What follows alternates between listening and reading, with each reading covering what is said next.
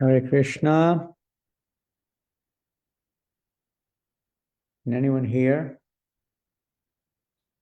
Hare Krishna Maharaj, yes, we can hear you. Hare Krishna Guru Maharaj Ji. Hare Krishna. Is Śrī Dāmodarāṣṭaka Prabhu there? Who's facilitating?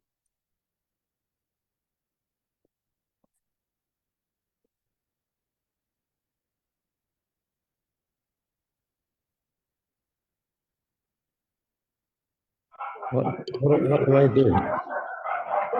Maharaj?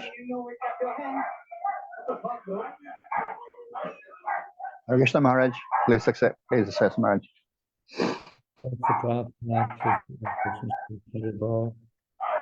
Jai. Hare Krishna Guru Maharaj from Mayapur. Haribol, Rasa Prabha Kim. Oh, it was beautiful yesterday, the disappearance day. We're all a little bit hungover, but it was beautiful. It was so beautiful in Prabhupada's Samadhi, and we're just here on tour with Keshav Jenkins. We're just here on tour. Wonderful. From Australia. Yeah. Wonderful. So, Śrī Dāmodarāṣṭaka Prabhu, what should we do? Should everyone mute their computers or whatever it's called? Where he's gone. Anyway, I'm just going to begin kirtan. I suggest, I don't know what's happening exactly, but I suggest everyone press the mute button on your computer on the screen if you can see it. And I'm just going to begin kirtan. Okay.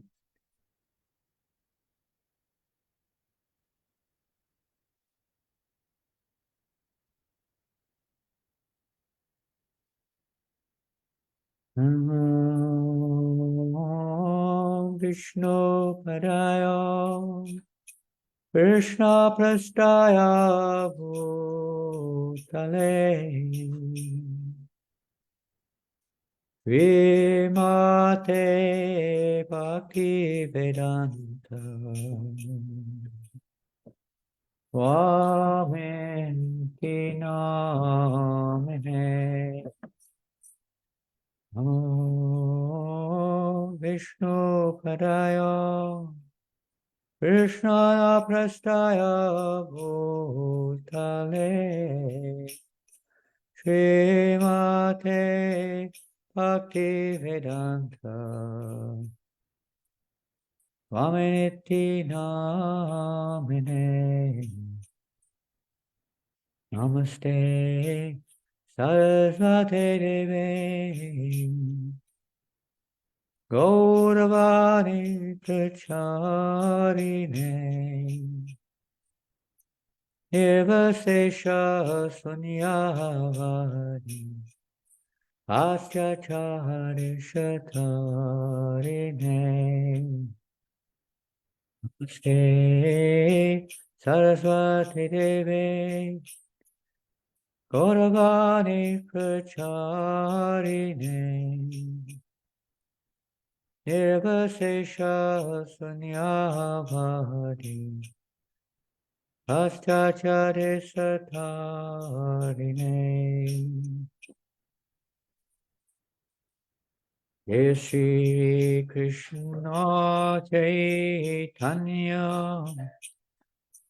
Prabhu Nityananda Shri Advaita Gadadhar Srivasadi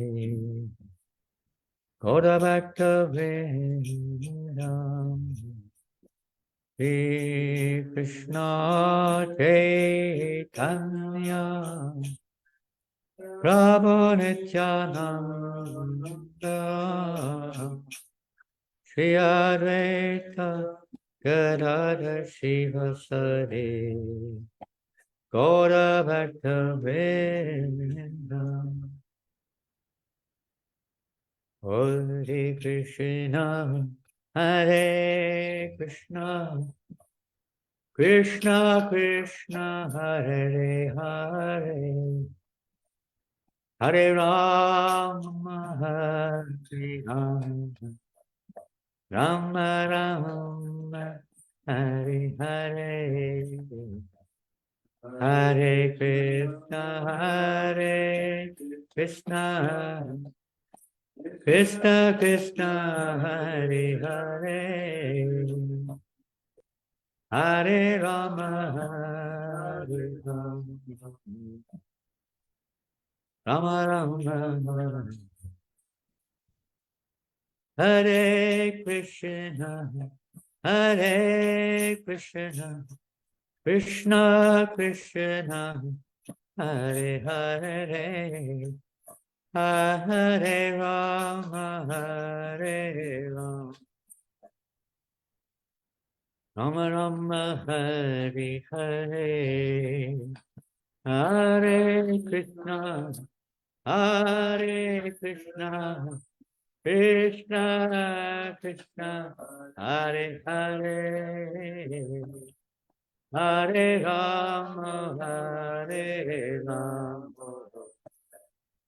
Rama Rama, Hare Hare, Hare Krishna, Hare Krishna, Krishna Krishna, Hare Hare, Hare Rama, Hare Rama, Rama Rama, Hare Hare. Oh, Hare Krishna, Hare Krishna, Krishna Krishna, Hare Hare, Hare Rama, Hare Rama, Rama Rama, Hare Hare, Hare Krishna, Hare Krishna, Krishna Krishna, Hare Hare, Hare Rama, Hare Rama, Rama Rama, Hare Hare, Hare Krishna, Hare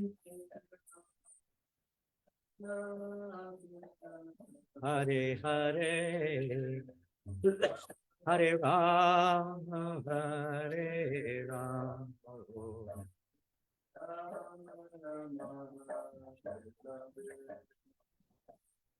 Hare Krishna, Hare Krishna, Krishna Krishna, Hare Hare,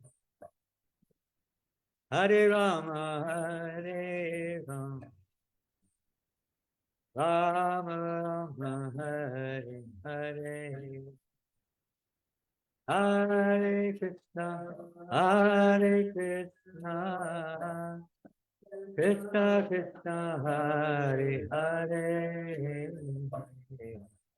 Hare Rama, Hare Rama, Rama Rama, Hare Krishna, Hare Krishna, Krishna Krishna, Hare Hare, Hare Rama, Hare Rama, Rama Rama, Hare Hare, Hare Krishna, Hare Krishna, Krishna Krishna, Hare Hare, Hare Rama, Hare Rama, Rama Rama, Hare Hare, Jaya Prabhupada, Jaya Prabhupada, Jaya Prabhupada, Jaya Prabhupada. Prabhupada, Jaya Prabhupada, Prabhupada, Jaya Prabhupada, Prabhupada. Prabhupada, Jaya Jaya Prabhupada, Prabhupada, Prabhupada.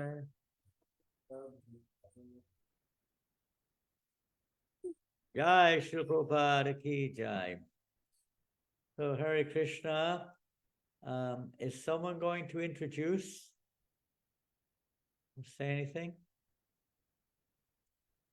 No? Okay. I guess we'll just start. Śrī Dāmodarāṣṭaka doesn't seem to be there. I'm here, Maharaj. Sorry. Oh, are you Yes. going to say anything, or shall I just start?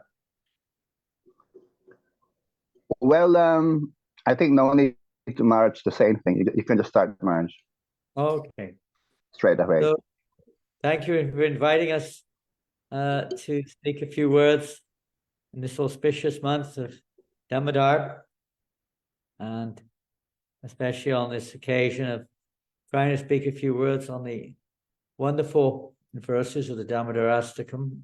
You've already had, perhaps some of you have attended 4 sessions on the verses of the Damodarāṣṭakam. Today we're on verse number 5, correct? And of course, yesterday we had the glorious anniversary, glorification of Śrīla Prabhupada. I guess it was yesterday where you were, I don't know. But in France it was yesterday. And today we'll be going on Harinam after this session, shortly after. So it won't be able to go on much over, if at all, over the allotted time, which is, I believe, 1 hour. And tomorrow we'll be carrying on with verse number 6, and we won't be so pressured for time tomorrow. So what we'll do is, if with your permission, we will sing together the 5th verse of the Damodarāṣṭakam, and then we'll try to enter into the mood and spirit of the words of Satyavata Muni in this 5th verse. So if you have I don't know if you have a share screen, or what you have, I don't know, but whatever you have, we'll try to sing this 5th verse. Let me just see where have I got it. I haven't got my songbook here. I can find it on my I can just give us a second as you try to open up your songbooks, if you have them, and find this particular song, Damodarāṣṭakam. And we'll then, once we found it, we will then sing together. Damodarāṣṭakam. Here it is. Text number 5. Of course, if someone can share the screen, all the better. Damodarāṣṭakam. Namamishwaram. Satchidananda. I think it begins with Idam te mukam bojam, if I'm not mistaken. Number 5. So please sing along.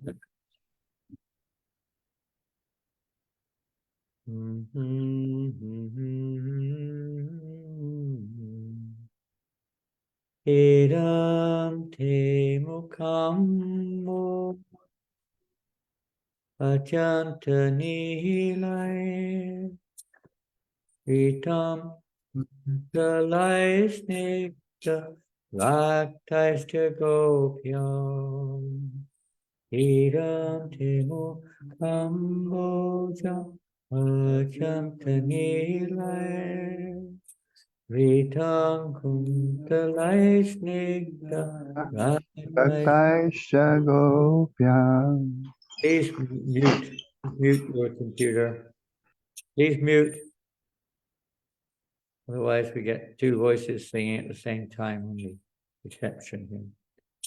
Idam te mukam bodham Adyantanilai Vitam kuntalai snigdha Laktaishta gopyam Idam te mukam bodham Adyantanilai Vitam kuntalai snigdha Laktaishta gopyam Muhustram vitang bimba Laktadaram me Manasya varastam Alang lakshalabhe Muhustram vitang bimba Laktadaram me Manasya varastam Alang lakshalabhe Muhustram vitang bimba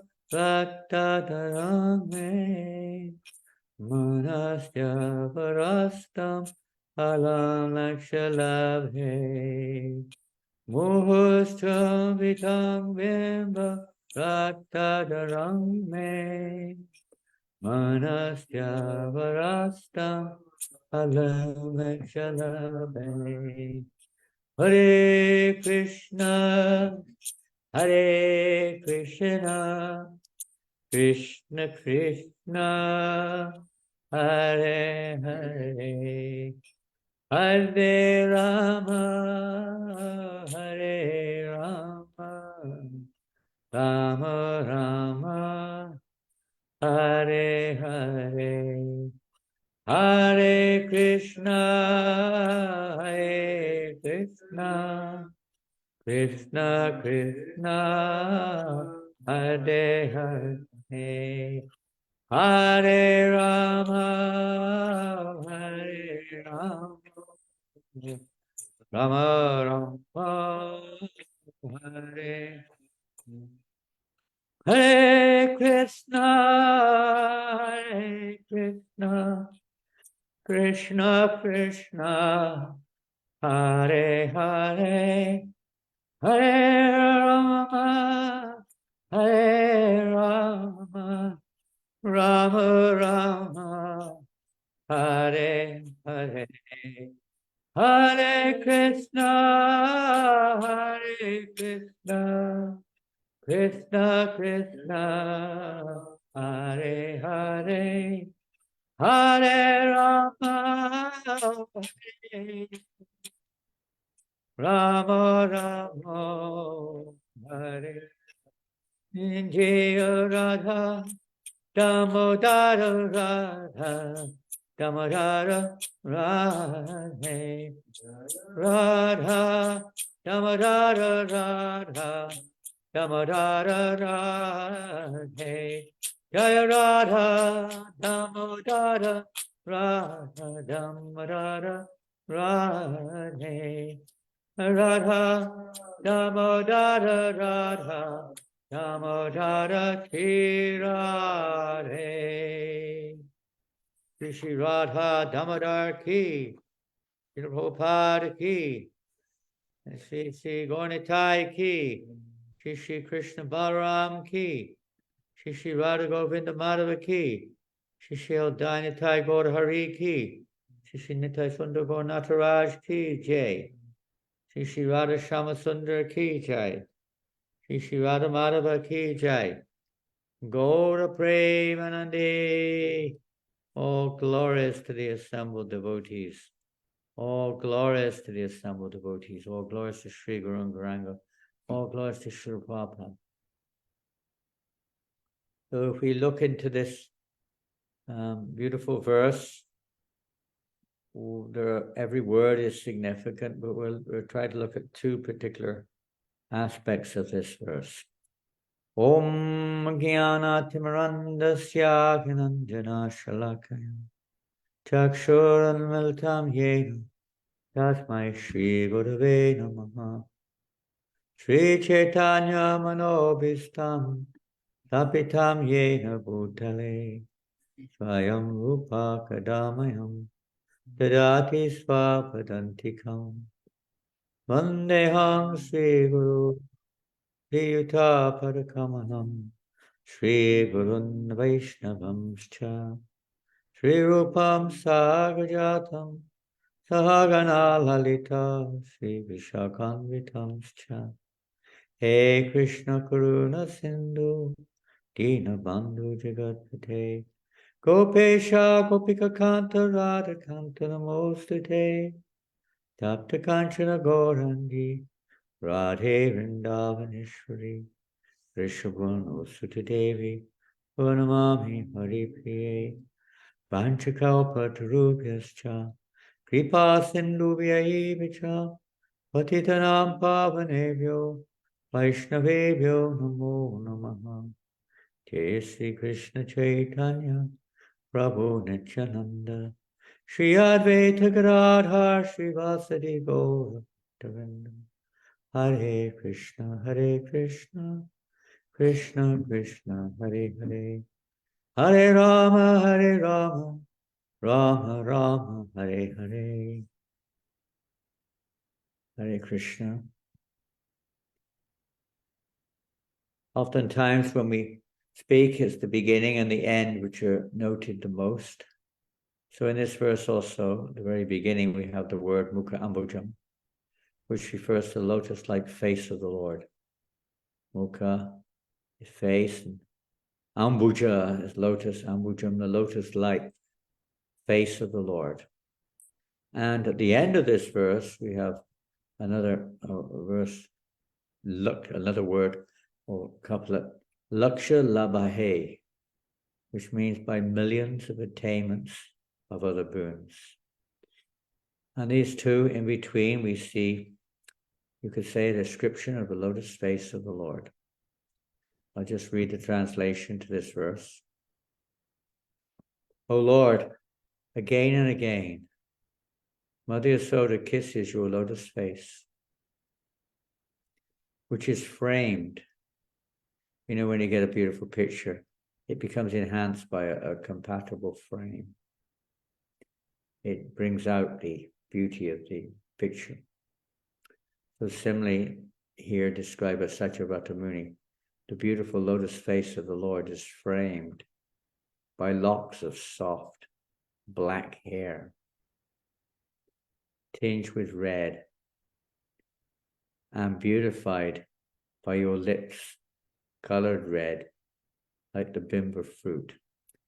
The face is framed by the beautiful curly black locks of Krishna's hair, and it is also beautified by his lotus, beautiful mouth, colored red lips.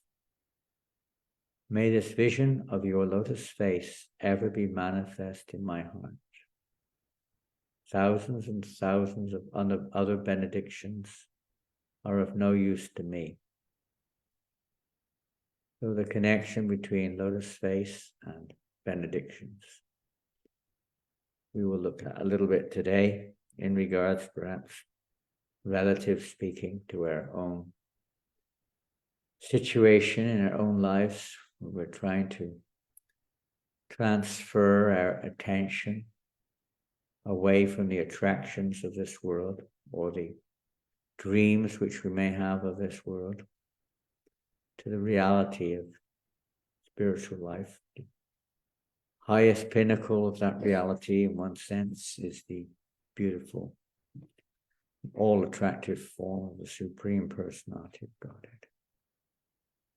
This verse emphasizes the ultimate objective, the Vishaya, the supreme enjoyer, the object of our endeavors, to behold, not just to behold in terms of meditation, but everything else that goes along with that, the qualities and the pastimes, etc., of the Supreme Personality of Godhead. His form, pastimes, his qualities. In this material world, we're most of the time absorbed in the forms, the qualities, and the pastimes and names of the material energy. personified in the form of other conditioned souls. And this is, of course, been our occupation for countless lifetimes. So the depth of our, say, attachments, our absorptions, our samskaras, impressions, can be very strong. And even now, the attraction for those temporary, illusory they may be, objects of pleasure or hoped pleasure, are often a great obstacle on our path of spiritual advancement. They're not just something which has occurred last night. The solidifying of these various samskaras, these impressions in our hearts, has been going on since time immemorial, as long as the living entity has been under the influence of the material energy. As long as we've been, let's say, acting on the basis of false ego, or thinking on the basis of false ego, these deep-rooted impressions have become more and more embedded in our consciousness. To make that change from, could say, conditional life to self of spiritual realization takes a great, very powerful, you could say, endeavor. This material energy, Krishna says, is very hard to overcome. Only those who surrender unto me can cross beyond it. Why? Because it is Krishna who helps the devotee. It is Krishna. We make our endeavor, just like in this past time. Mother Yasoda made her endeavor to tie Krishna, but that was not enough. Ultimately, it depended on the mercy of Krishna. It's by the mercy of Krishna that we become, let's say, freed of the control of these material desires, etc. So the essential feature here is to take shelter of Krishna. We can endeavor also to try to, push memories of Krishna into our consciousness.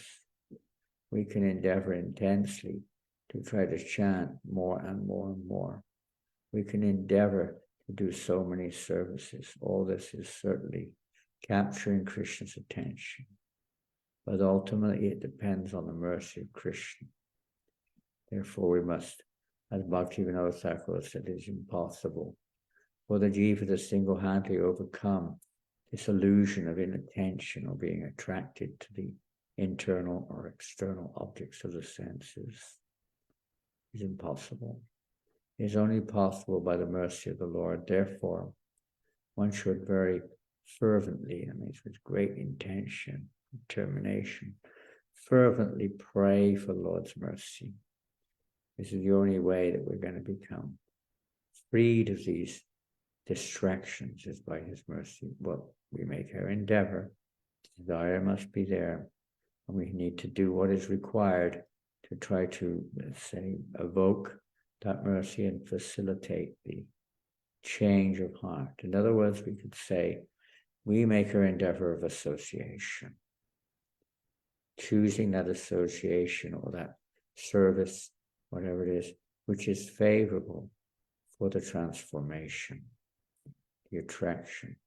This month of Kartik is especially important in this regard for Gaudiya Vaishnavas and everybody, particularly amongst the Gaudiya Vaishnavas, as an opportunity to cement, to solidify, intensify activities, associations, etc., with Krishna in the center, reducing objects of sense enjoyment, increasing focus on Krishna. And this particular song, this Dāmodarāṣṭaka, is one of those, you could say, aspects which are very essential in helping to evoke this. I'm going to read something related to this verse today, and this is a translation of a commentary given by Sanatana Goswami, which you may be aware of. Perhaps Janardhan Maharaj has also referred to this in his talks, I don't know. But this is a commentary which illuminates these various verses of the Damodarāṣṭaka, written by Sanatana Goswami. And it's been translated by various devotees into the English. Prabhupada Sannyas Guru actually was the one who put this commentary into, let's say, availability. This is originally, of course, you may know that the Damodarāṣṭaka was originally song spoken by Satyavata Muni, and it's found in the Padma Purana in a conversation between Narada Muni and Shonaka Rishi. And there's a benediction which accompanies this chanting of these beautiful prayers daily during this month of Kartika Damodar. And the benediction goes as follows. It is said that anyone who recites or even hears this prayer, especially in the month of Kartik, will attract the eternal shelter of devotional service at the lotus feet of Śrī Dāmodarāṣṭaka. And that's quite a benediction. And as today's verse is specifically indicative of benedictions, a benediction, something which is bestowed upon them. When in Christianity and perhaps all religions of the world, people appeal to the Lord. Please, they want something. They're aspiring for some. Different people will consider different things as a benediction. In this verse, which we sung, the benediction is that lotus face of the Lord, that beautiful lotus-like face of the Lord, framed by the beautiful black curly hair of the Lord, and beautified by the beautiful bimba red lips of the Lord, and his smiling face, his cheeks, his earrings, everything about the Lord is beautiful. Everything about him. And when we are attracted, when we look at some beautiful face of somebody or some beautiful object, the tendency is that in our mind we start to contemplate. It becomes something which we may even think about, even dream about. It's something which attracts our intelligence, attracts our attention. There's a beautiful story coming from Śrī Rāṅgam of Ramanujacārya. One time Ramanujacārya, the Acharya of the Śrī Sampradaya, was proceeding through the town with some disciples there performing kirtan. But there's a gentleman, Danadas, who is totally disinterested in this kirtan. And he was a wrestler, he was quite wealthy. He had a very beautiful girlfriend, and he was enamored by her. Ramanujacārya, through a disciple, inquired, why are you so disinterested in the Sankirtan? And Danadas replied, oh, I'm so captivated by my girlfriend, particularly by her beautiful eyes. Different features of a person may captivate our attention. The eyes of the beautiful girl. Ramanuja said, well, if I can show you more beautiful eyes, which will be even more captivating, would you become similarly or even more attached to that personality who has those eyes? And he said, well, yeah, most likely. So he said, Ramanuja said, meet me here this evening, which they did. And Ramanuja met Damodarāṣṭaka came in the evening of that day. And then Ramanuja took him into the temple of Sri Ranganath in Sri Rangam, took him into the temple, and it was just at the time that the arti ceremony was beginning, and they had no electricity in those days, as we know it. They had lamps. So just at that moment, as the curtain opened, the lamps were shining. And they illuminated the beautiful face of Ranganath, especially his elongated, beautiful lotus-like eyes. And when Danadas saw those eyes in the presence of Ramanuj, Om Jnana Timrattasya Gnanjana Shalakya. For the pure devotees, they open their eyes. Sometimes even we're in front of the beautiful form of the Lord, we don't see anything. We see some colors, maybe. We're not really seeing. We see through the eyes of Guru Shastra and Sun. So by the grace of Ramanujacharya, he was able to see the beauty of those lotus-like eyes. He fell in love with Lord Ranganath and gave up his attraction for the beautiful lotus-like eyes of his girlfriend. He got a higher taste, param drishva nivartate. Unless we experience a higher taste, we cannot give up these lower tastes. We may try, we may even become angry sometimes, but they won't go away that easily. Krishna can remove them, but he's also seeing, we're not impersonalists. We don't just want to remove those material attachments.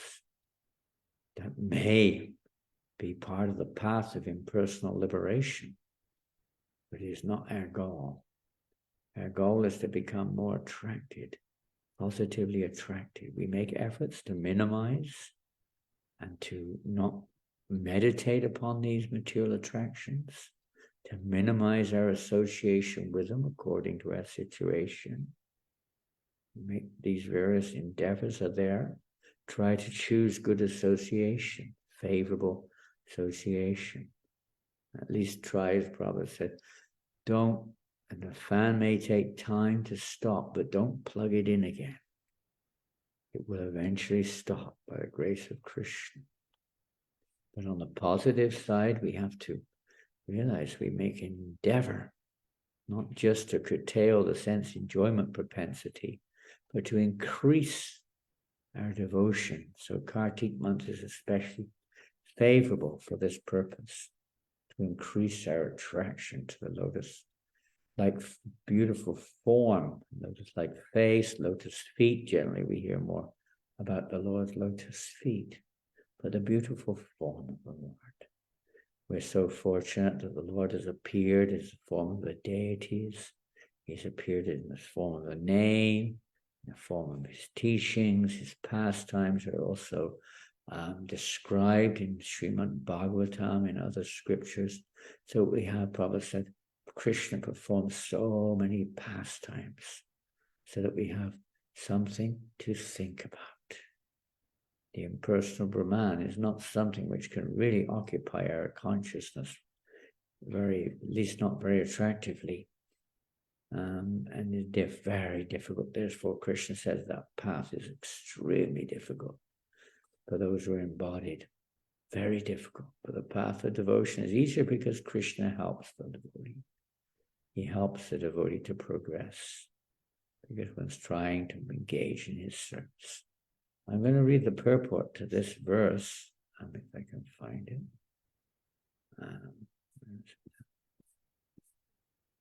Here it is. The poet, and this is a commentary of Sanatana Goswami, meaning Satyavata Muni. In this verse, the poet demonstrates in this verse that longing for the association of the Lord in the heart is the best means to achieve him. So this is from our side. From Krishna's side, he's always longing for us to return back to Godhead. Prabhupada said that Krishna wants us back home more than we want to go there. We're his children, we're his parts and parcels. We're meant to be in a relationship, favorable relationship with the Lord. Krishna so much wants that to be re-established or established. So when the devotee in the heart, this lowliness, hankering, this intense desire or intense greed, literally speaking, for devotional service, for remembering or seeing the beautiful form of the Lord, here it says, is the means to achieve them, not just the means, the best means. To remember, always remember Krishna. Somehow or another, remember Krishna. Again and again in the Bhagavad Gita, Krishna emphasizes, be conscious of me. Hear me, remember me. And those who remember me at the time of death, being conscious of Krishna. The longing to see, if you carry a picture of Krishna or something, to remind us of Krishna as we go through our day, surrounded by distractions, and our minds which are full of distractions. So we're trying to increase our kirtan, increase our hearing about Krishna in this month particularly, not only just reducing perhaps other things, but most important is increasing the positive picture of Krishna. But that picture, Bhaktisiddhanta Maharaj describes this point, that the degree that we are, let's say, in Krishna consciousness, or an environment which reminds us of Krishna, as opposed to that which reminds us of the material energy, to that degree we can progress in our spiritual lives. So, of situations which are favorable. It's a deep subject, and we don't have time to delve into that. It's not necessarily just a maneuver of situations. It's also very deep in the heart. The attitude, the mood, etc. of our endeavors are also very significant.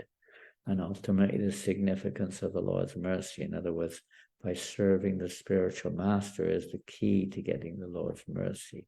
And that means according to the spiritual master's will.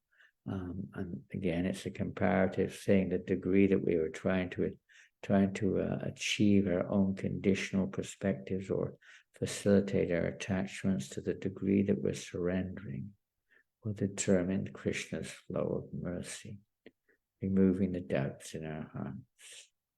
So we read on this particular commentary, the longing to see the beautiful lotus face of the Lord, which is supremely enchanting. Nothing is more enchanting than that lotus face of the Lord. It is supreme. The gopis are always hankering to see. They cannot bear a split second without seeing that lotus face. Mother Yasoda is just, when Krishna is away from Braj, but away from Vrindavan, away from Nandagram, wherever they are, Mother Yasoda is absolutely going crazy practically. Hankering to, where is my son?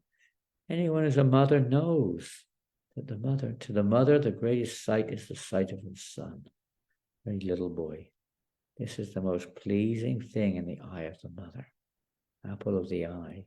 It is the most pleasing thing. That picture is so strong in a mother's heart.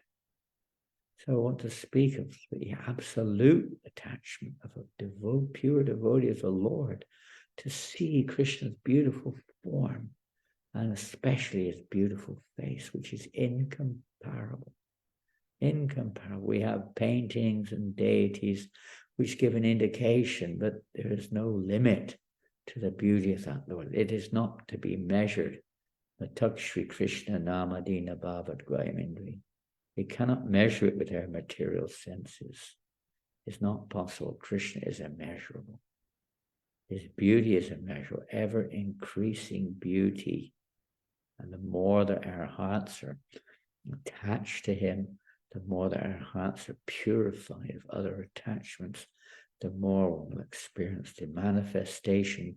That's why it said lotus. A lotus is a blossom which opens up, blooming, beautiful lotus plant. When it's in the bud form, it's a lotus, but it's not the same. When it opens up, it becomes peacock's feather, the same thing. When they open up, you can see the incredible beauty of those forms. So, and the opening up is our heart, the purification of our heart. Krishna reveals himself to those who, as he chooses, but especially those who are dedicated in devotional service. and cleanses their hearts. Sringatam Satata Krishna. Punya Shravana Kirtan. Rujantak Stoya Badrani. He cleanses the heart of all the abhadras, all the dirty things. When we develop that attraction for hearing and chanting about him, or serving him in various ways, genuine, with an attitude of surrender and submission. As they surrender unto me, I reward them accordingly. So the degree of our surrender, not that we're trying to put our own, let's say, veneer, our own filter in between ourselves and Krishna and trying to measure him. That surrender, maybe we don't even conceive of what it really means at this stage of our life. Practically, it means to try to dedicate ourselves to the instruction of the spiritual master. Practically. But in absolute sense, it is, we have nothing else in our consciousness except for Krishna and pleasing Krishna. We'll carry on with this little comment from Sanatana Goswami says here. Simply by seeing his face, which is the treasure house of supreme bliss, all anxiety and distress disappear. Just like a mother, when she sees her child's face, all of her anxiety and fears are dissipated. For the moment, maybe not all of them, but they're basically, she's enamored by when she sees her child's face. So a devotee is where it said one has to be childlike to enter into the kingdom of God. So when we're that childlike, simple-hearted devotee, when he sees that vision of the beautiful lotus-like face of the Lord, bedecked, framed by those beautiful black curly lockets, which bounce up and down as Krishna moves around. It's like a festival for the eyes, dancing festival. Krishna's here dancing, his beautiful red lips illuminating and beautifying his face, captivating the heart of the devotee, automatically loses all attraction for every other kind of attraction or object of sense gratification. The heart becomes captivated. This is pure devotional service. Anyabilashita shunyam jnanakamachinavritam. It is pure devotional service, freed of all these other distractions. Our service is mechanical. Now, mechanical, I'm saying our, I mean my service is mechanical. We may be going through the ropes, as they say, Hare Krishna, Krishna Krishna, Hare Hare. Even reading or doing some service. But in the heart of hearts, there's not a pure motivation. It is either, it's not even anyabilas, it is also not anukulyena. Neither. Anyabilas means with no other desire, no other objective. And anukulyena means that which is pleasing to the Lord. But we're still thinking of my own pleasure. What I want, what will please me. And anyabilas, we may still desire liberation, or we may desire freedom from suffering. We may desire this, and so many different desires may still be there in our hearts. We're still basically, we may be thinking as we're chanting japa, we may be thinking of everything but Krishna sometimes, hardly conscious of Krishna at all. So maybe some indirect thing with service involved or something. It's almost like a dream going on there. But the mechanical chanting nonetheless has some effect. But this is not the real effect. This is not the objective. The more we realize that how, what we have to do to follow the process to achieve the objectives, and Krishna will reciprocate step by step. And then we will ultimate everything, as we see in the Bhagavad Gita, everything is meant to remind us of Krishna. Krishna explains how you can remember him in every single aspect of the material world before us and within us. Try to remember Krishna's presence everywhere, wherever we go. This is the meditation of the devotee. It may not be with love, but but it's with intention. We want to see how everything is related to Krishna, and by then engaging everything in Krishna's service, Krishna cleanses the heart of all the inebrieties, all the anarthas, all the misconceptions, etc. And gradually that vision awakens. The Lord reveals himself in the heart of the devotee. He's sitting in the heart. He wants to stay there. He wants to let's say, have a relationship with us more than just simply an unseen guide or witness, but a loving relationship. We make our effort and Krishna reciprocates. I'll finish this little comment. It's a very short one, by the way, on this verse compared to the other verses. Therefore, may that lotus face, Kambojam, manifest within the mind, even just once. Manasya varashtam, one of the words there, just once, or again and again, muhuhu, or constantly, sada. Any one of these, even once, Prabhupada says, if someone comes in contact with Krishna, even once their life is successful. Of course, they may not have reached the pinnacle of success, but they're successful because they're now on the path. But automatically, for one who's a pure devotee, satatam kirtiyantamam, they never stop. They cannot forget. They want to, their only attention is on Krishna. Nothing distracts them. No amount of material temptation. And even we see with Haridas Thakur, even the most beautiful woman didn't distract him an inch from his intention or his attraction for the personality of Godhead in the form of the holy name. I have no desire. Yamunacharya said, I spit at the thought. The thought is not that we spit at the, let's say, the object of the thought. We spit at the thought. It has no attraction anymore. You can say this is a practicing stage, but it's one of the effects of the practicing stage. We have no attraction for these things. They're there. You may have to live with it. You may have to go with it. But we have no attraction. Unfortunately, we still have attraction. Unless our mind is carried away and we're not freed of the miseries of this material world. We still suffer from confusion, depression, anxiety, anger, envy, lust, and so on. Because of this, we're not actually, we haven't come to that point of having this unflinching attraction for the beautiful form of the Lord, or his beautiful name, his pastimes, and his qualities. This is the process of devotional service, depending on the mercy of the Lord. Krishna explains to Arjuna again and again, by my grace, by my mercy, we make our endeavor, but the mercy of the Lord is the secret. You have to appeal for that mercy with a sincere heart. And then the Lord may reveal himself to us. Tesham satata yuktana, bhajatam priti purvakam. To those who are constantly devoted and worship me with love, I give the understanding by which they can come to me. Well, at least we can try to be constantly engaged, even if it's not with genuine love. There's something there, otherwise we wouldn't do it.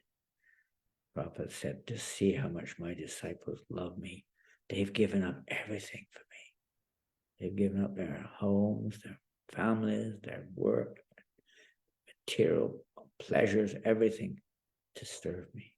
This may not be realized love. It may not be the love which we hear about exactly in the exchanges between the associates of the Lord and the Lord, but it's love nonetheless. It's a beginning, if not anything else, at least a beginning of real love. Selfless desire, only desires to please the object of one's love. Putting aside all inconveniences, everything, to please the Supreme Person. As a mother may do that for the child, but even more so, devotee. It's not even just in certain circumstances. It's a permanent state. It's a sthayi bhav. It's an eternal position. There's nothing else other than what will please Krishna. I exist for his pleasure. How can there be any other attraction? And then we're going to come on now to the second part. The lotus face is always surrounded, still the first, Vitang, by curling hair, Kuntalai, which is a very dark blue color. You can visualize this. Huh? Dark blue color, Adyanta Nilai, darkish color, Nilai. It is tinged with a reddish hue, Raktai, and is shining Snigdha. The curly locks encircling Krishna's face, it says it here, bounces as he moves here and there, just as a lotus flower is surrounded by hovering honeybees. This is the meaning suggested by Vitang. His lotus face is kissed again and again by Mother Yasoda. The word muhu defines the supremely fortunate gopi who repeatedly kisses that divine lotus face. Muhushchum Vitang. That's Mother Yasoda, as we heard in this verse. She's always kissing that lotus face, the face of the Lord. Irresistible, she can't stop. It's captivated her absolutely. This pure devotional service, which is very rarely obtained. Furthermore, Krishna's lotus face is adorned with crimson red lips, like the bimba fruit, bimbaruktadar. That form is so completely enchanting and satisfying that millions of other attainments, Lakshalabai, are simply useless. They have no value. This is the meaning of the 5th verse.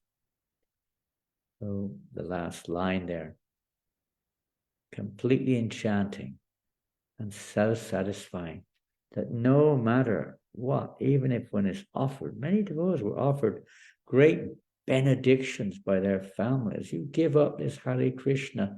Giriraj Maharaj was offered millions of dollars. Wasn't interested. Nothing.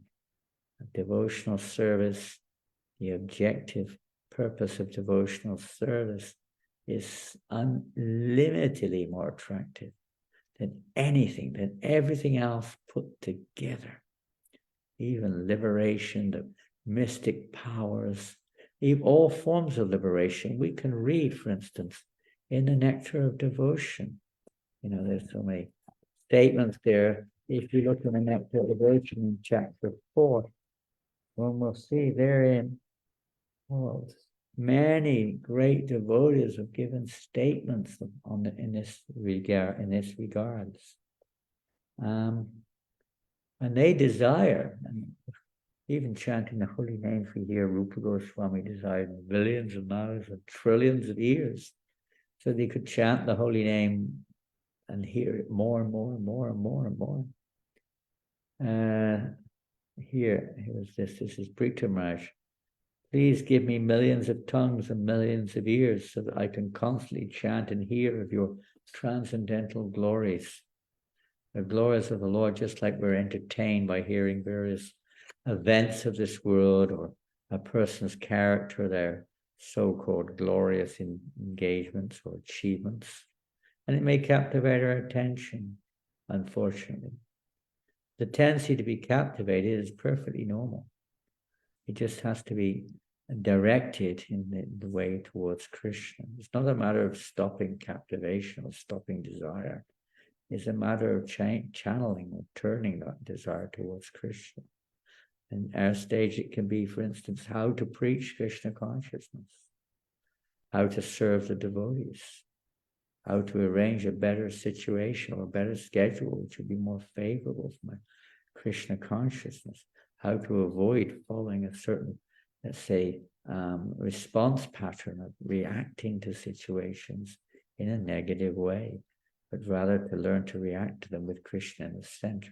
So many different things we may endeavor to do at this stage to bring us closer to this point of being captivated by the Lord, not captivated with energies. How many of these can we read? Our time is probably almost up. But anyway, a few extra minutes won't kill anyone. Any person whose heart is attracted by the transcendental qualities of the Supreme Personality of Godhead, Madhusudan, does not even care for that liberation which is aspired for by many great sages, what to speak of material opulences. Even liberation, there are different types of liberation. Usually when we refer to liberation, we think of emerging into the Brahman, but that's not the complete understanding of liberation by any means. It's just one aspect of it. All devotees are liberated as long as we're situated on the platform of devotional service. In other words, we're no longer accumulating reactions, material reactions are no longer being accumulated or taken on. One's freed of the action and reaction of this world by engaging in devotional service, unknown to others. But that, of course, refers degrees, different degrees.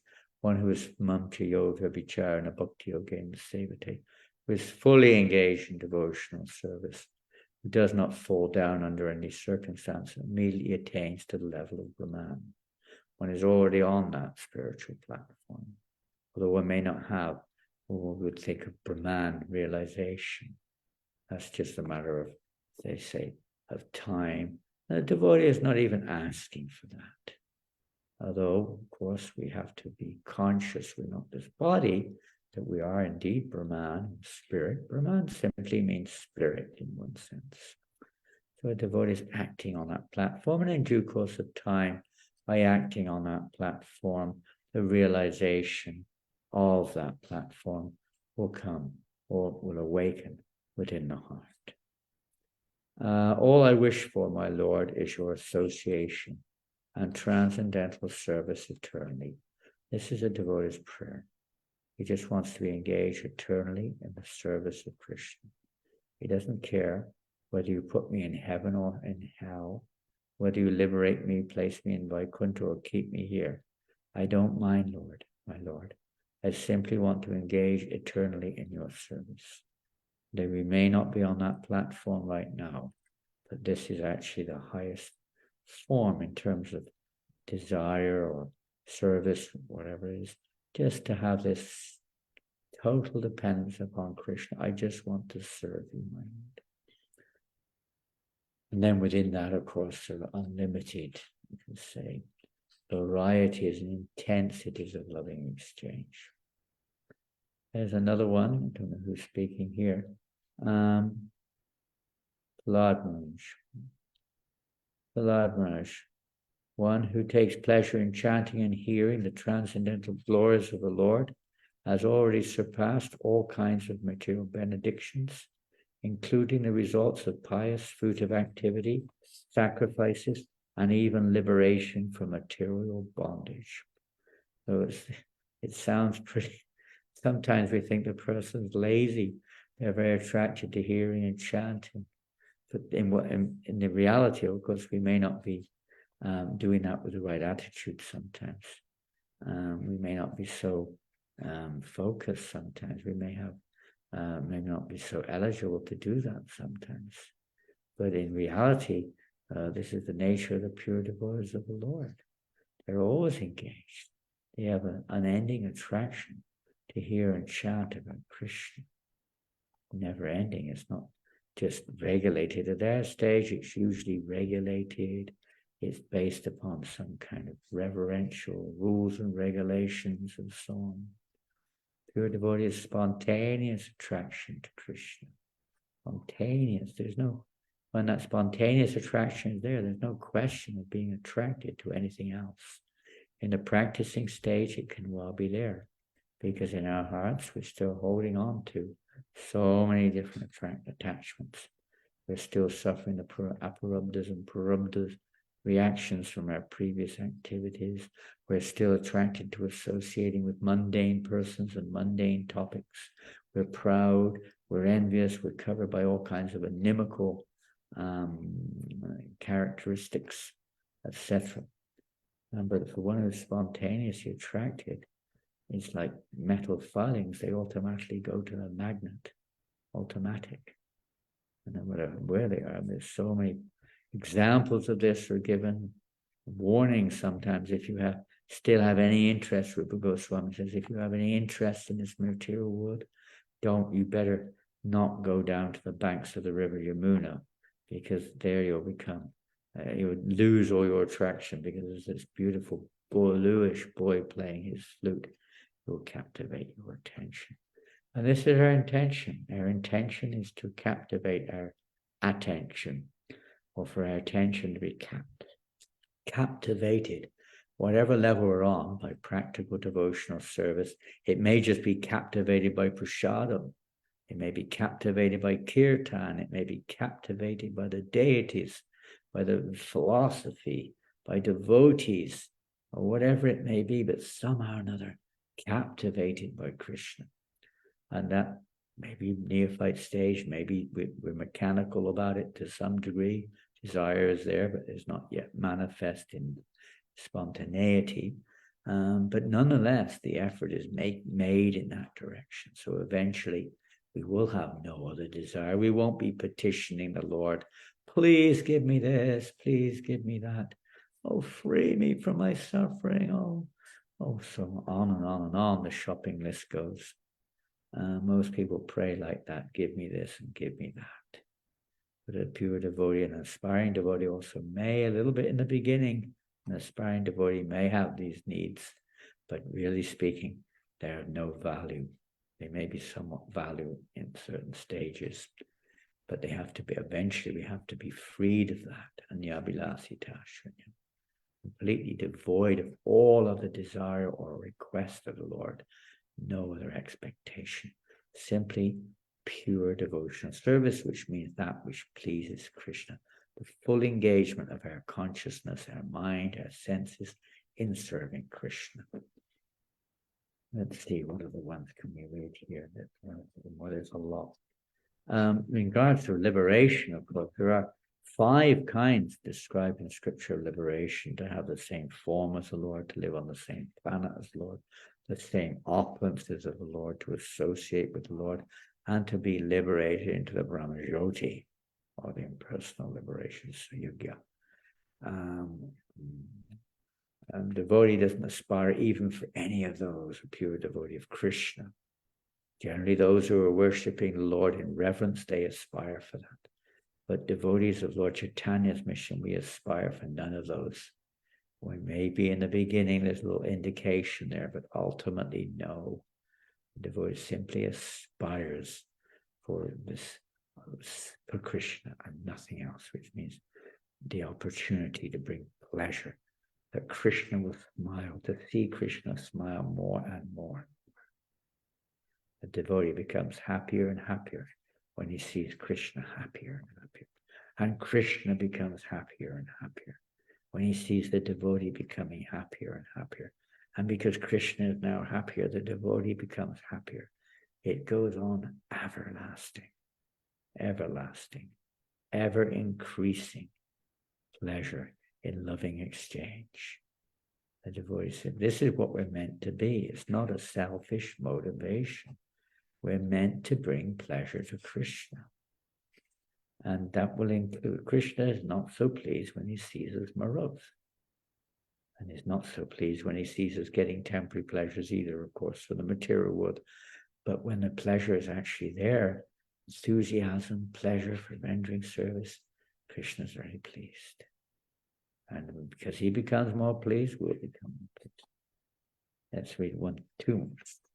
This is a passage from the, I don't know where this comes from, Śrī Dāmodarāṣṭaka Prayer, whatever that is, states, my dear Lord, O Supreme Personality of Godhead, I do not want any resultant benediction. The word benediction is in this verse. Any resultant benediction from my religious life. Nor do I want any economic development. Nor do I want to enjoy sense gratification. Nor liberation.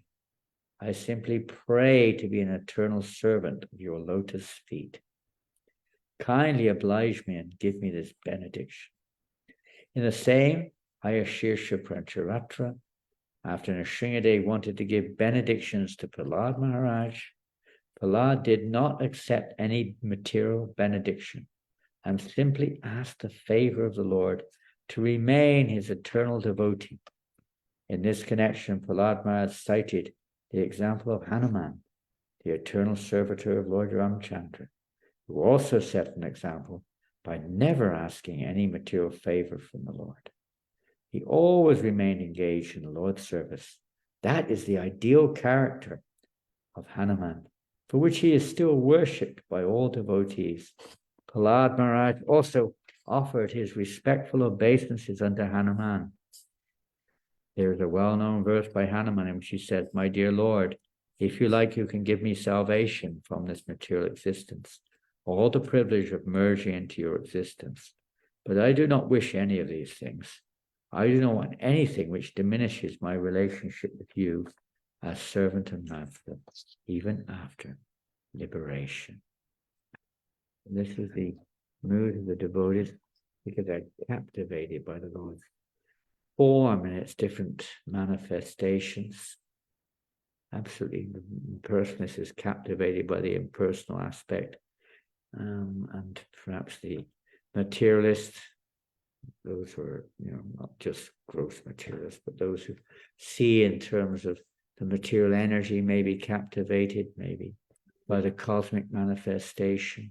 Those who are attracted by the pastimes, the mood of Ramchandra, will be captivated by his form, and so on and so forth. But Lord Chaitanya Mahaprabhu, and we see this in the Bhagavad Gita also, Bhishma also was captivated. He wanted to see that form of face, that lotus-like face of the Lord, which he saw when he was on the battlefield, and Krishna was coming towards him with a wheel to kill him.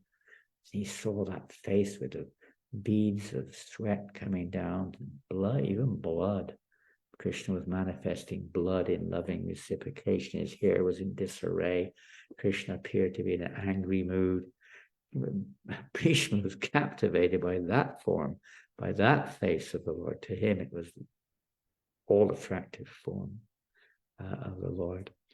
In this way, different devotees may be attracted, but somehow or another, they're attracted to the beautiful lotus face of the Lord, the lotus feet of the Lord, the form of the Lord.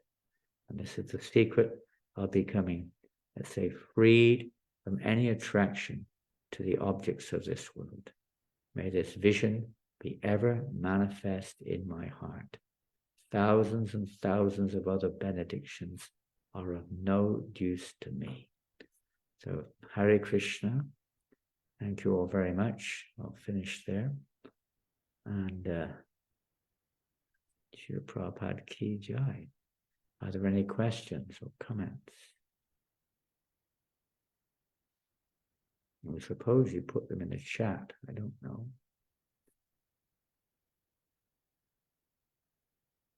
Hare Krishna, Hare Krishna. If you have any comments or questions, is that the system? I don't know who's now facilitating. Maharaj, Mataji Krisha raised her hand. She wants to ask a question, Maharaj. Well, will she alone put the microphone on and everyone else will remain muted? Is that the idea? If she wants to, I don't know where she is. Yes, Maharaj. Please do so. Hare Krishna Maharaj, ISKCON Philippines, Augusta Srila Prabhupada. Put your hand up so I can see who you are. Oh, Put sure. right above your head like that. Oh, I don't see anyone. Maybe you haven't got a screen. Maharaj, can you see me? Yes, now I can see. I can see a hand. Hare Krishna, please accept my humble obeisances, Augusta Srila Prabhupada. Thank you so much for a wonderful discussion. It's very special verse. Nice to see some of you devotees there in the Philippines. I wish, I'm coming. We're coming there on the 11th or 12th of January. Is that right?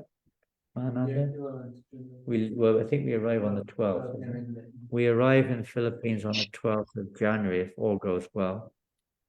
Let's see what happens, but that's the plan. Good to see you. Okay, kindly share your wonderful association. I'd like to ask a question actually about how to reach a point where we only desire service to Krishna. How do we reach that point? How do we reach that point? Is that what you said? Yes, Maharaj. Wouldn't that be nice? That's what we're aspiring for, isn't it? Srila Prabhupada, and I just give this as our experience an example, could be anyone's. In his presence, practically speaking, it was hard to think of anything but service. When we're in the association of someone who has this full mamchiyo vyabhicharena, because there's much more to it. They're manifesting their service in relationship to us. They may not manifest their internal service, but in relation to the external world, they're teaching us how to engage our mind, our senses, whatever else we somehow or another have at our disposal in service or in relation with Krishna. Maharaj Ambrish, meditate on that verse. Savai mana Krishna padara vindayo vachanksi vaikunta gunana varnane. How Ambrish Maharaj was constantly engaging all of his senses. Association is by association that we can come. When we associate with those who are fully engaged, who do have this honest spirit, consciousness, who are fully engaged in the right way in serving Krishna, favorable, that can awaken within our hearts. Now that association doesn't just have to be a physical one. Just like we said, meditate on Ambrish Maharaj's instructions. Srila Prabhupada gave us a schedule which it's still there. It's not that he left it, took it away with him. When the pure devotees come to this world, they bring the boat to take us across the ocean of birth and death, and they leave the boat behind. You can still get on it. Srila Prabhupada's boat was, and you can read this, many times devotees said, Srila Prabhupada, how can we please you the most? On several occasions, Prabhupada said, just keep engaged 24 hours a day in service. Don't leave a gap. Easier said than done. And we do need the mercy of the Lord. We can pray for it. But by hearing about these things, it may help us to become a little determined to try at least, accompanied by prayer, accompanied by as best association as we can. We can, Prabhupada gave us schedules. I mean, those days we were living in the temple and we were basically all young and there was no elder generation. There were not many activities.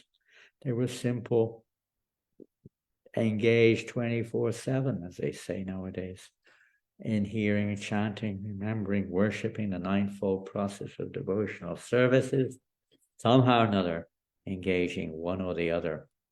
And morning, as soon as we rose in the morning, we had a program, and that went through to the moment we took rest.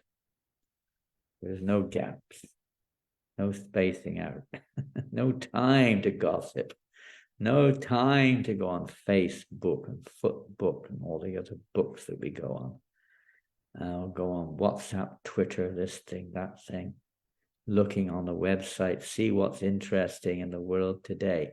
How does that really all help us in our objective goal of becoming Krishna conscious? You can ask us, does this help me to become Krishna conscious? Look at it the other way now. You know, watching this and watching that, doing this, is this really making me happy? Is this really releasing me from karma? Is this really helping me to become attracted to Krishna? Or is it just my own laziness, my sense gratification, my, envy? What is it? What's going on here? Lust or whatever it is. All the very sinful enemy of the world. And we're still embracing our enemy. So on one side, that which is favorable for our Krishna consciousness, keeping fully engaged.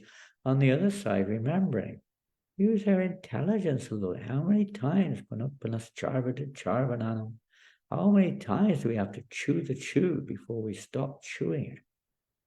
You know, we've tried so many times, it just does not work. It's not meant to work.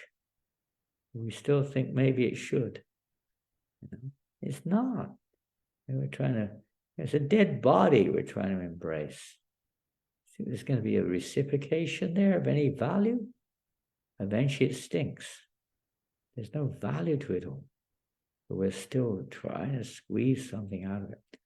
But the positive side is that Prabhupada gave us his schedule. He said, if you have nothing to do, chant Hare Krishna. Chant more. More chanting. We don't chant enough.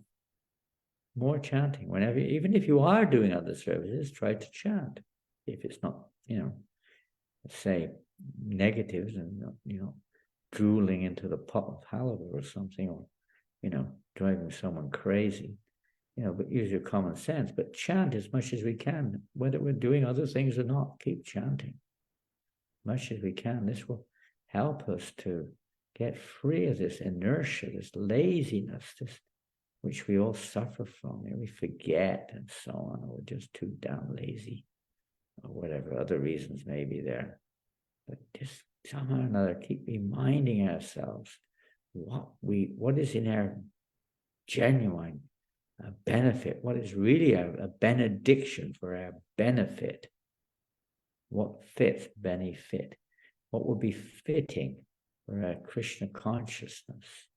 Try to remember this. Don't waste your time trying to. We may have to do other work, of course. We have our lives to live in this world. We may have our studies to do, and so on and so forth. But Bhaktivinoda Thakur describes this Kirtaniya Siddhahari, for instance, always engaged in chanting the holy names.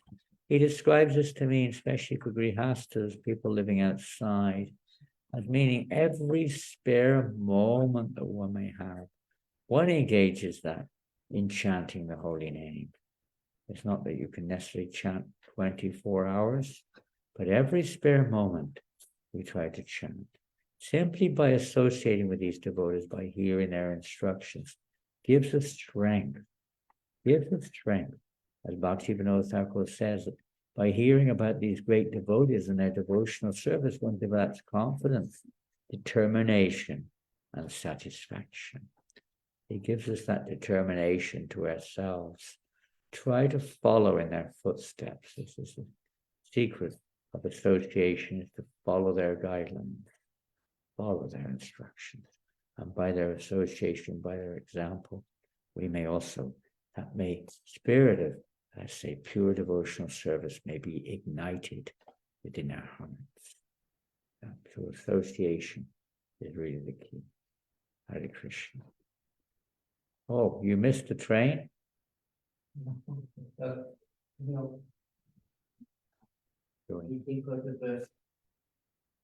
Hare Krishna. Anyone like to say anything else or add or subtract?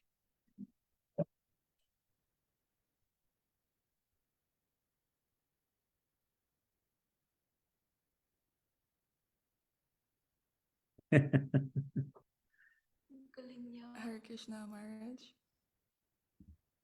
Haribo. Hare Krishna Maharaj, please accept my humble obeisances. All glories to Srila Prabhupada, all glories to you. Maharaj,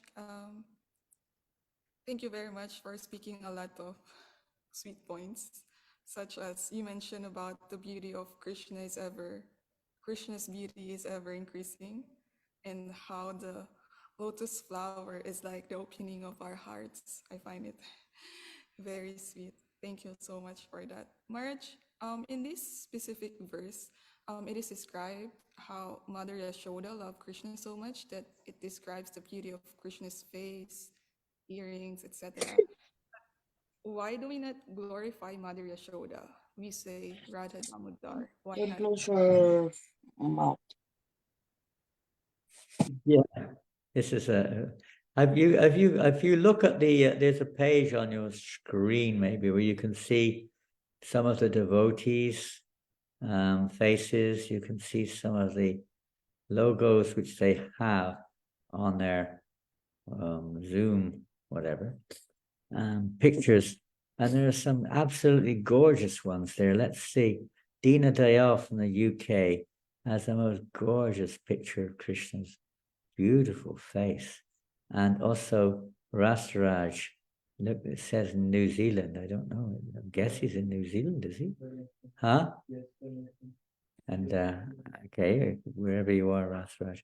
Gorgeous picture, photo of Krishna's beautiful face. And then who's this? Navaweep Chandra, beautiful smiling face of Lord Jagannath. So anyway, that's one thing. But your question, why do we not glorify Mother Yasoda during this month of Kartik? Well, we do, in a sense. We offer lamps to Yasoda and Damodar, and we hear about the pastime. And some places, I've seen a deity of Yasoda, Mataji and Krishna. But generally, this point comes up. Why don't we sing Jaya Yasoda Damodar Yasoda Damodar? Well, it's interesting. Of course, that's not our objective goal. Lord Chaitanya's mission is not Vatsalya Bhav, it's Madhurya Bhav. But the mood of Vatsalya Bhav is contained within Madhurya Bhav. That mood of Mother Yasoda is contained therein. And that is illustrated, or let's say, clarified by Radharani herself, who says that her favorite pastime is the pastime of Mother Yasoda, binding Krishna. Now, you'll read, and maybe which songbook you have, I don't know, but in some of the songbooks, there's a 180-degree mistake. It says there that Krishna was bound by the ropes. He wasn't bound by ropes. He was bound by the ropes of Mother Yasoda's love. Because Radharani could see that Krishna agreed. He agreed to be bound by Mother Yasoda, but only because of the intensity of her love. Not her endeavor was related, but it's really the love within, the mood, the motivation, the concern for her son. Slightly different to the mood of Madhurya Bhav, but it's contained within Madhurya Bhav, because Radharani also wants to bind up Krishna. Of course, as you probably know, Krishna fulfilled her desire even on the apparent, you could say, the apparent physical side also, by allowing Radharani to bind him up in the forest with forest vines. But that's another angle, another story. But it's mainly the binding of Krishna, so he never leaves. So he can always be with him. I can behold his beautiful face constantly. And this month also, of course, is the month of Kartika. It is the month of Damodar. This is the month of Damodar. It's the month of Radharani. It's not just the month of Damodar, but it's the month of Radharani. So we put the two together, it's Radha Damodar. Kartika means Radharani. Damodar means Krishna. He was bound. So this month is the month of Radha Damodar.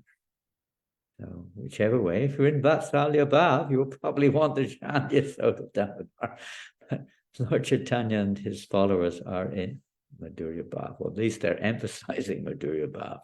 We may not be anything, we're in Maya Bhav, but we follow in their footsteps. So they're chanting Radha Damodar.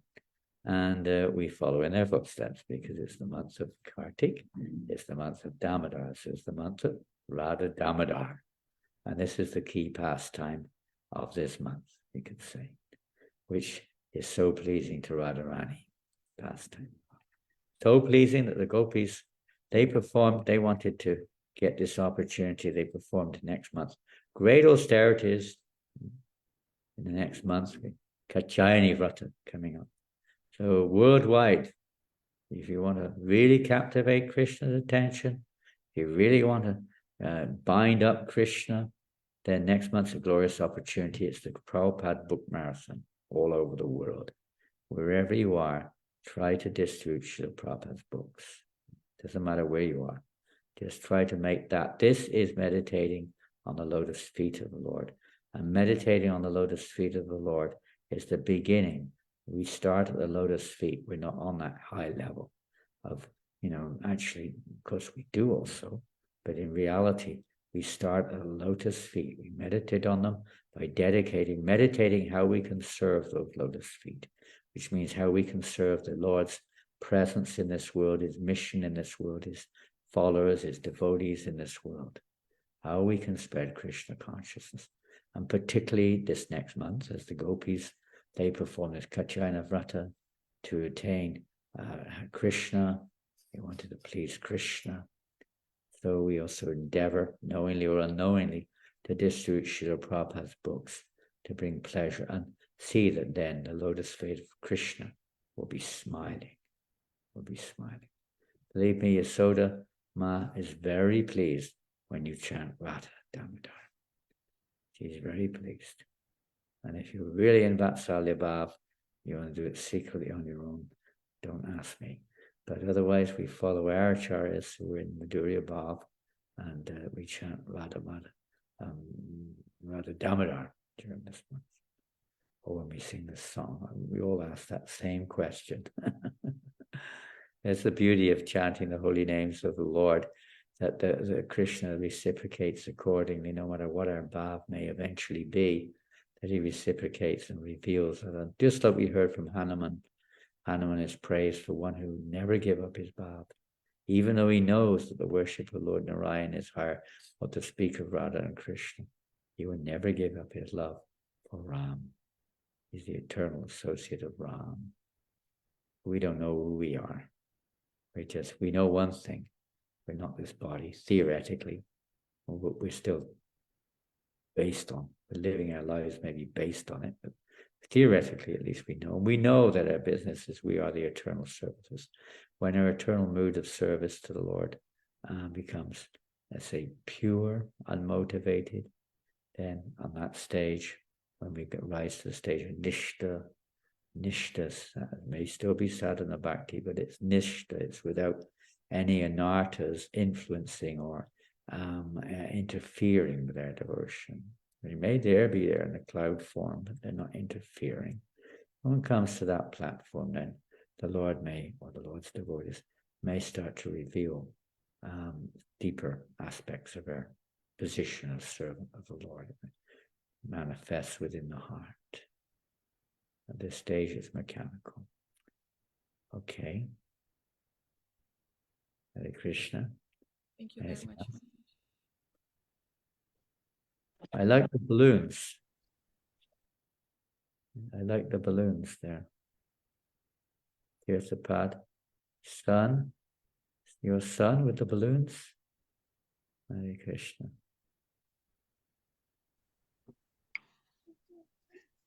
Okay, we're going on Hari Nam today, as we hope anyway, on the street.